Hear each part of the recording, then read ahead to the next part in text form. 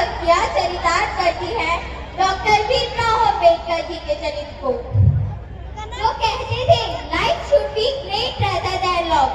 हमारी भारतीय संस्कृति में कहा जाता है फली परिचायते, अर्थात फल परिचायक होता है कि वृक्ष कैसा है और हमारा कर्म परिचायक होता है कि हमारा किरदार कैसा है। मध्य प्रदेश के महू नगर में एक ऐसे व्यक्तित्व ने जन्म लिया, एक ऐसा व्यक्ति जिसे संघर्ष कभी झुका न सका और आज हम उन्हें अनस्टॉपेबल मैन के नाम से जानते हैं।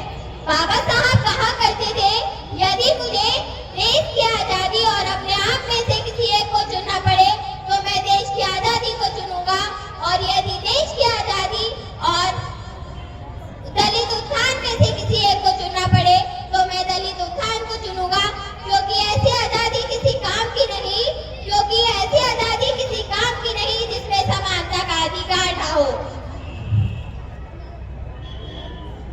इस दुनिया में आत्मसम्मान के साथ जीना सीखो, इस दुनिया में आत्मसम्मान के साथ जीना सीखो। इस दुनिया में कुछ कर दिखाने की चाहत हमेशा आपके अंदर होनी चाहिए। याद रखें, जो लड़ना चाहते हैं वे आगे आते हैं। याद रखें, जो लड़ना चाहते हैं वे आगे आते हैं।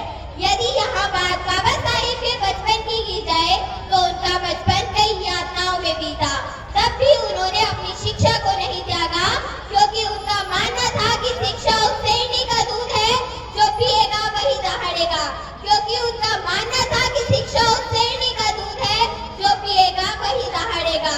इसी सोच के चलते उन्हें लंदन स्कूल ऑफ इकोनॉमिक्स से डॉक्टर ऑफ ऑल साइंस से डॉक्टरी भी प्राप्त हुई।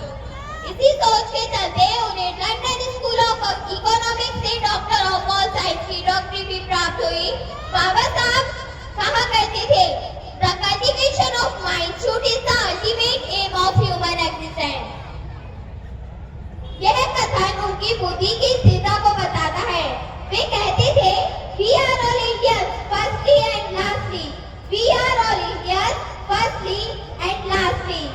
उनके द्वारा दिए गए इस कथन से मैं अपनी वाणी को विराम देते हुए कहना चाहूंगी कि स्वयं को इतना काबिल बनाओ, कि स्वयं को इतना काबिल बनाओ कि आपको झुकाने के लिए कोशिशों की नहीं बल्कि साजिशों की जरूरत पड़े, कि आपको झुकाने के लिए कोशिशों की नहीं बल्कि साजिशों की जरूरत पड़े।